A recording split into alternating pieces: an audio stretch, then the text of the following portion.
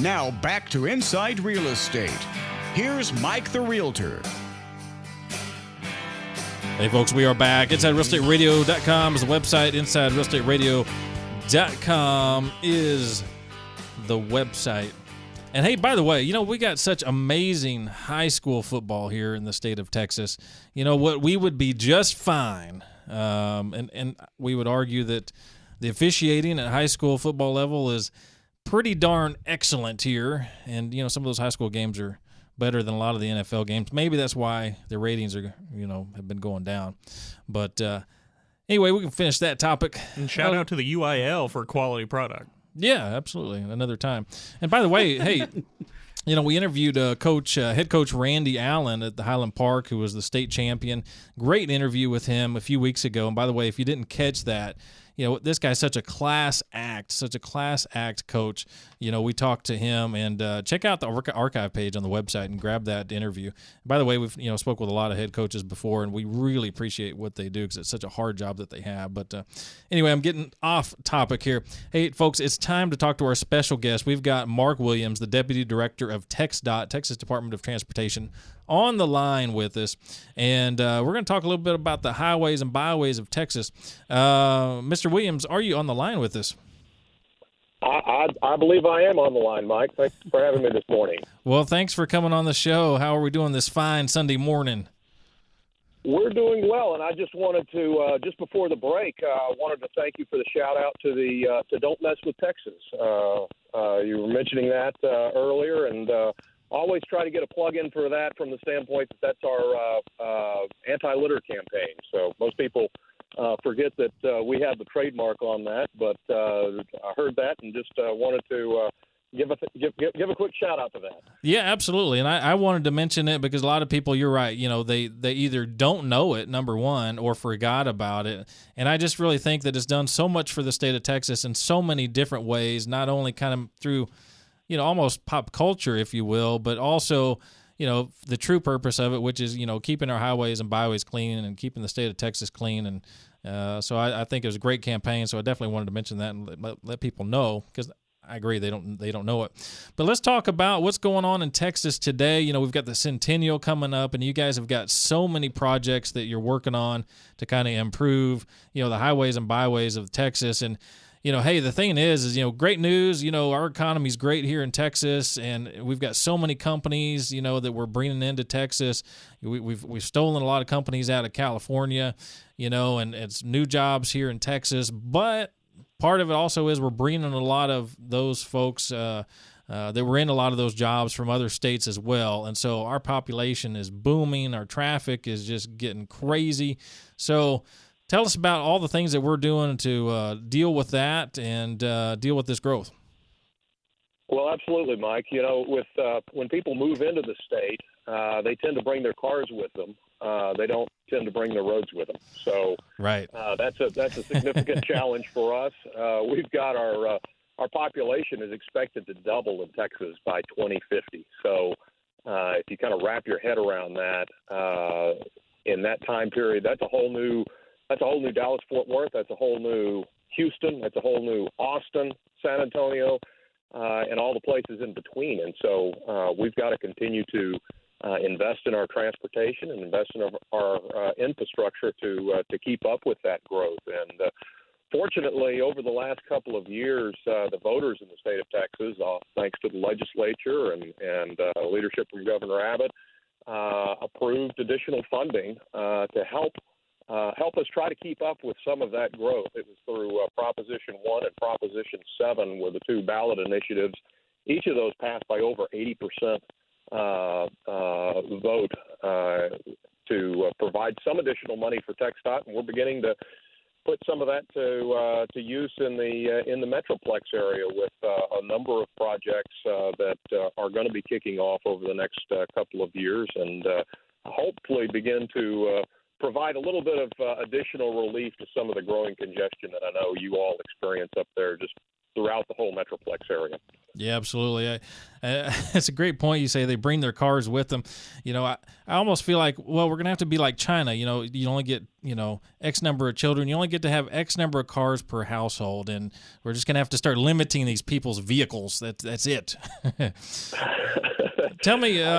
We may be able to get away with limiting vehicles. I think it will be hard to limit trucks, though. Exactly. That's right. You get an exemption for that. And motorcycles, of course. That's right. Hey, let's talk about federal funds for a minute. How much do we really need? I mean, it's from the federal level. I mean, going to the federal budget. Look, they spend. Here's the numbers in front of me. We're spending only 2%. Overall at the federal level on transportation. And, we're spending, 33% on Medicare, 30% on Social Security. Mostly the rest of it's on military, and then of course we triple in interest, what we pay in interest than what we do on transportation at the federal level. What do we need help-wise at the federal level to kind of help the entire nation, just looking at it from that perspective, because I've driven on our highways all across the nation, and our infrastructure is just so old, and it's just ridiculous. And you look at some of the infrastructure in new and upcoming countries, and a lot of which they've received those funds and those money through working with the United States of America. What do we need there?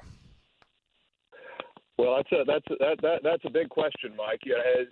As you pointed out, years ago when we built the interstate highway system, the United States was really looked at as a model for efficient transportation throughout the globe.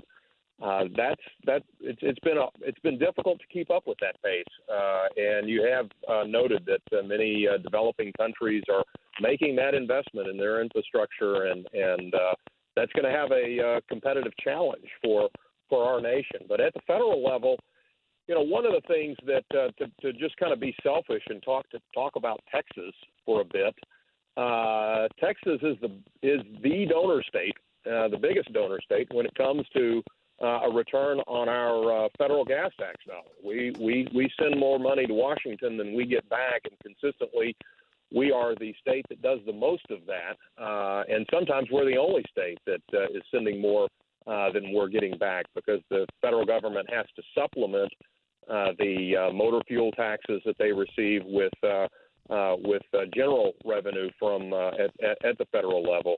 So from Texas's standpoint, one important thing is to hope that Congress will at least balance out what we refer to as our rate of return when it comes to getting our federal gas tax dollars back. And we get about around $3.5 to not quite $4 billion that comes back to Texas from Washington each year. And then, long term, Congress has really got to realize that most of the motor fuels funds that we receive come from gasoline taxes. And when I say gasoline tax, that's not a tax that's similar to a sales tax that is a percentage of the price that you pay, but it's a fixed amount of about 18 and a half cents per gallon, and it's been fixed like that since the early 1990s. And there's a thing called inflation that occurs, and that just does not bring in the same amount of revenue year after year as it did in the past. And so that's a challenge for all the states in order to keep up our transportation infrastructure. Yeah, absolutely. And talking about inflation, and let's talk about the actual construction costs for a minute, of paving lanes. Estimates are kind of between $2 to $5 million, for a mile, nationally. And, to give folks a little bit of an example, back in 1931, building the Hoover Dam, $49 million. But that can only get us, 10 miles of pavement on a 2-lane road, nowadays. Let's talk about the components to it. We're talking about aggregate, we're talking about rock and sand, which is plentiful here in planet Earth and water, and then throw in a little bit of cement mix, So for the common sense folks out there, let's talk about that inflation. Why should it cost so much to lay pavement when the ingredients to it are so plentiful? Absolutely. Well, if much of our investment occurs in urban areas like Dallas and Fort Worth, and they involve a whole lot more than just laying pavement. They involve structures. They involve reconstruction. Being a real estate show, they involve right-of-way acquisition and utility relocations, and those can often be some of the most expensive components to the total cost of reconstructing roadways. And if you all, paid attention to everything that went on as part of the LBJ North reconstruction, that was just a tremendously expensive, multi-billion-dollar project to put in all of the different components and the construction activities that needed to occur just to rebuild and reconstruct that infrastructure. And that's really what a lot of our transportation projects, particularly, again, in our metro areas that are really seeing the severe impacts with congestion, they involve some pretty costly reconstruction activities to make those upgrade those highways and add additional lanes and the capacity that the region needs, and that comes with a price, as you mentioned. Absolutely. Tell me about this. I mean, since so many of our highways and byways, we're starting to abut a lot of existing, strip malls, businesses, home neighborhoods, etc. What are the long-term plans, as far as dealing with some of that? And it's not just in Dallas, but in all markets, as the population grows, and, are we looking at double-decker levels? How are we going to deal with that in the future? What are kind of the long-term plans associated with that? Well, each highway corridor, each of our major highway corridors, North Central, Stemmons, Interstate 30, those all come with their own unique challenges. And we certainly, when we realize we have to reconstruct a project in an urban area, we understand that you've got people's homes and businesses in that area, and we have to take steps to try to do that in as sensitive a manner as possible, realizing that what we may be doing may impact people's property adjacent to that highway. And so a lot of times we need to, as we did years ago with North Central, we have to go down below grade, similar to some of the work that we did out on the LBJ on the north side, going below grade, right, to accommodate some of that additional widening that we have to do. It's becoming more difficult for us to, double deck our highways, as you mentioned. Most of the communities that we go through don't like that. They see that as kind of a blight on the properties in the area, and so that's a consideration. We realize that our highways have to coexist with the properties and land uses that are adjacent to them, and if done right, those highways can really be tremendous assets and features for that area. You can look at the Woodall Rogers and the Clyde Warren Deck Park that came in, that the local real estate community invested in to build that deck park over the Woodall Rogers, and the positive impact that has had. But if you're talking about handling our transportation infrastructure going into the future, it's going to really involve more transportation investment than just TxDOT provides. We have to work with regional partner cities, our transit agencies like DART and the T and the Metroplex area to provide people with different types of transportation alternatives so that they can make choices on what types of options might be available for traveling and making their trips. And that's really what we're seeing more of is those options and trying to make those options available so people have choices on how they get around. Sure. Yeah, absolutely. Well, it's a daunting task for sure with all the population growth, and Texas is so huge and we're growing in such outlying areas, but those are all great things. It's a great problem to have because it means our economy is good, but at the same time, it's a tough task. But I know we've got amazing people down at TxDOT, including yourself, and I know you guys are all over this. And so tell me a little bit about kind of what's going on with the Centennial real quick as we wrap up. Great, Mike. Thank you. We're 100 years old. TxDOT has been around, or what was originally identified as the Texas Highway Department. We have been around now since 1917, and we're celebrating that centennial this year.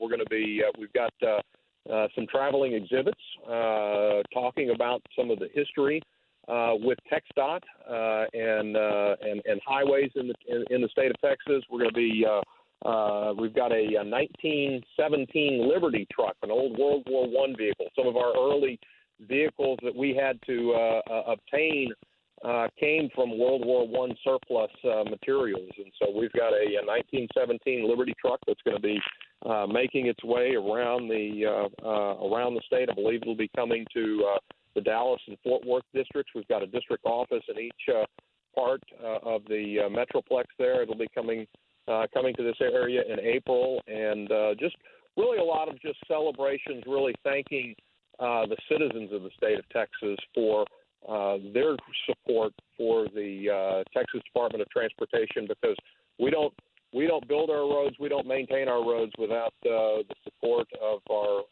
legislators and the citizens who really are the ones that provide us the resources that we have to make sure that we're doing the best of our best job possible keeping our highways up to snuff.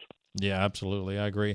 And it is a bit of a thankless job, because we all spend so many hours in traffic and whatnot, and it's kind of a thankless job, but it's such a tough job. But, with such a large state like the state of Texas, I honestly think TxDOT does an amazing job. And, they're always thinking forward on what to do next and the new projects. And, and we all can kind of have our headaches, in traffic and whatnot, but that is what it is. But you guys are doing an amazing job. And thank you for taking some time to come on the show. And we hope to have you on again. Terrific. Appreciate it, Mike. Thank you. Thank you. Have a great morning. Hey, folks, we've just been talking to Deputy Director Marc Williams over at TxDOT about all things transportation here in the state of Texas. By the way, the full audio of that, if you just came in late on it, will be on our website, of course, this week, as all of our interviews are on our archive page. Folks, we're going to take a short break. We'll see you in a few.